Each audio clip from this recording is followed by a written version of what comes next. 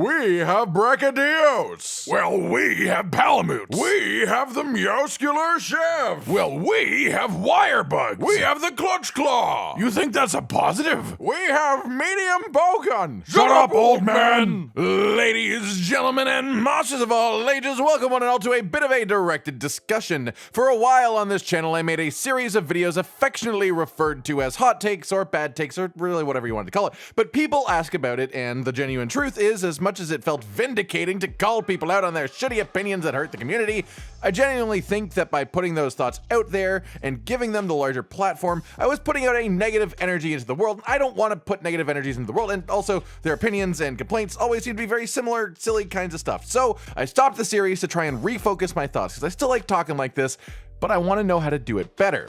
How can I put idiots on blast, but in a way that isn't a negative feeling video in my head overall? This is it. Commander, please introduce today's topic. Yes, right away, Cotton. Sir, whatever you need. Update the game, please. Yeah, I know. I just don't like how they thought of making Rise instead of expanding world even more. I'm just asking to update the good game. Time can't tell when you can or cannot update a game. In fact, this game is tons better than the latest one released. Here's my advice as a decade-long hardcore Monster Hunter fan and avid player. Pirate the PC port of Rise.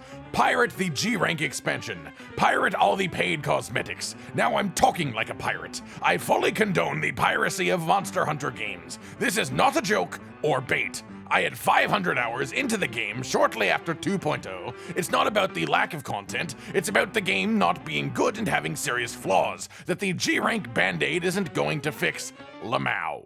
And there we have it. Let's start off by immediately saying that I'm not really going to talk about piracy in video games today. There are tons of reasons why piracy is a terrible practice to take part in, but there are also loads of reasons why sometimes it can be necessary for certain people in certain situations or certain parts of the world, and so I have absolutely no interest in telling you anything about that part of this at all. The part that is important here is that as a whole, this is a very small sample of rumblings that I've been seeing all over the Monster Hunter community since the release of Rise, about one game being better than another, and honestly this was happening in World 2, but now it's even more notable. And it's okay by itself to talk about it like that way. For different people, different games are more important. But it always, without doubt, leads to somebody saying, why isn't X Monster Hunter game more like Y Monster Hunter game? Why isn't Rise more like World? Why isn't Rise more like the old World? Why isn't Rise Freedom Unite? Why doesn't Rise have Underwater Combat? Why does Rise do what Rise does? Because people find their favorite game and they latch on so damn hard and enjoy the hell out of it, and that's great. But when a new one comes out and it isn't the same thing, they just feel upset. They feel sort of betrayed. To me, all of that is just the wrong way to think about Monster Hunter, and this is what today's discussion is about.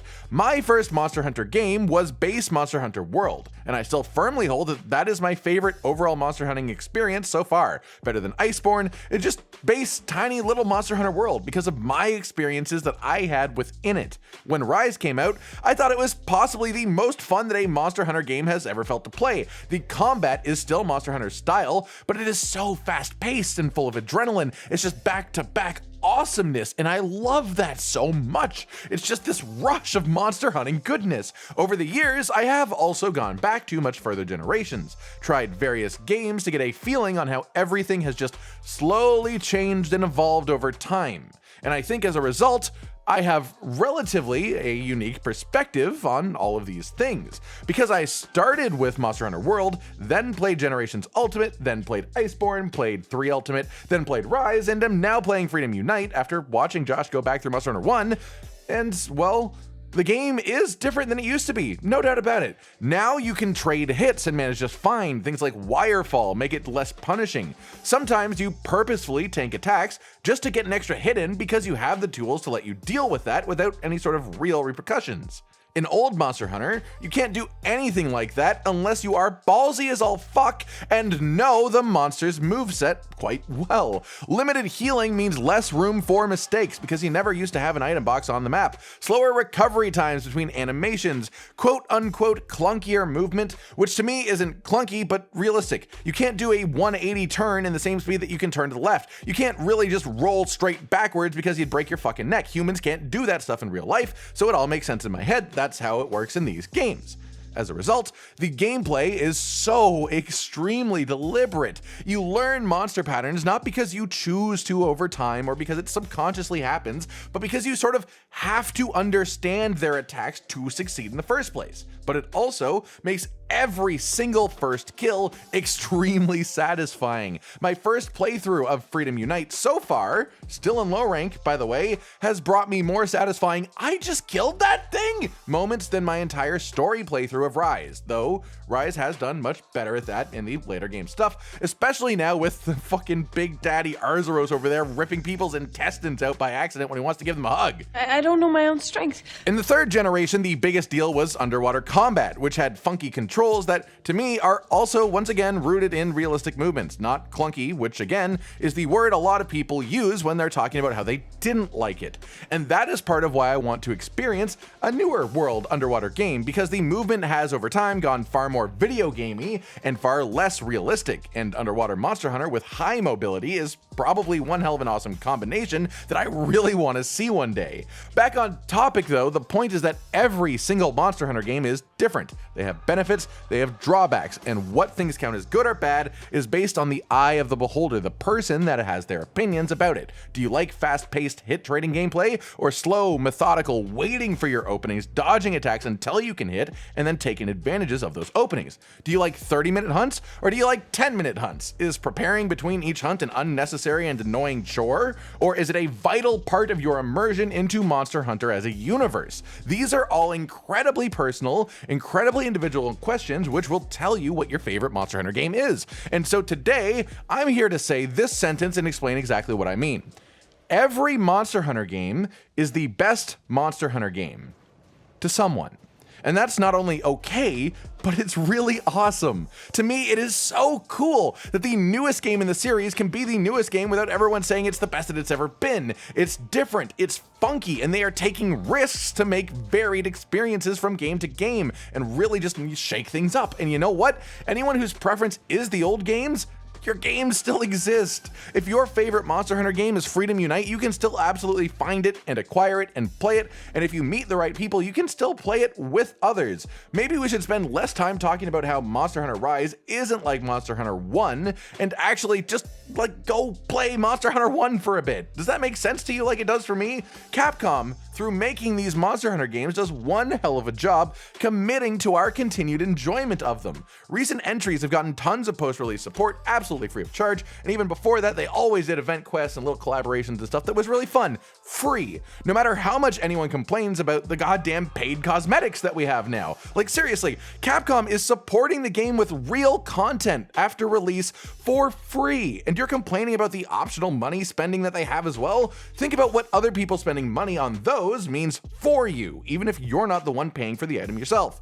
And most of all, try to gather yourself and think about the game that you're playing. So many of us who play Monster Hunter games just don't play any other kinds of video games because you don't need to. Monster Hunter, once you are into it, becomes a sort of lifestyle. And so you just sort of stick to it because nothing else gives quite that Monster Hunter feeling that we all crave so badly. As a result, it can be really easy for some people to think that having 500 hours in a game within 2 months of release means that it is trash somehow and not at all worth the price of admission. You know the best part? That is 8.5 hours per day, every single day from release until that 2-month point.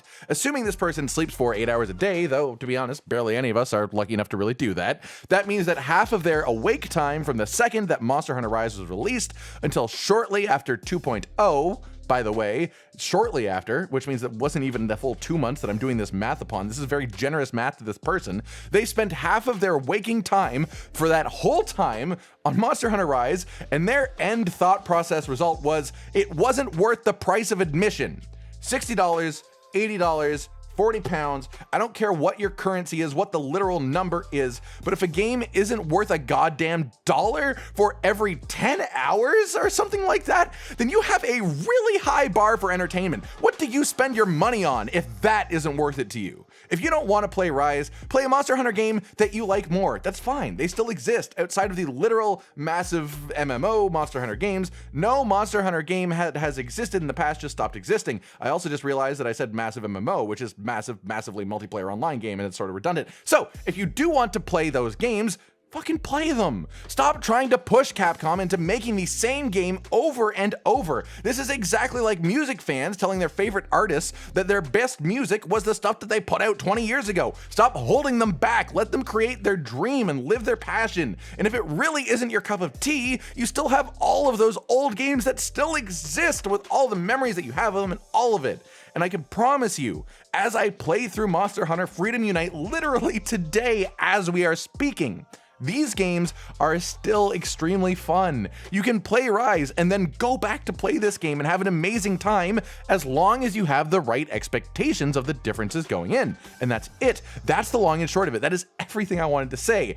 Every Monster Hunter game is the best Monster Hunter game to somebody.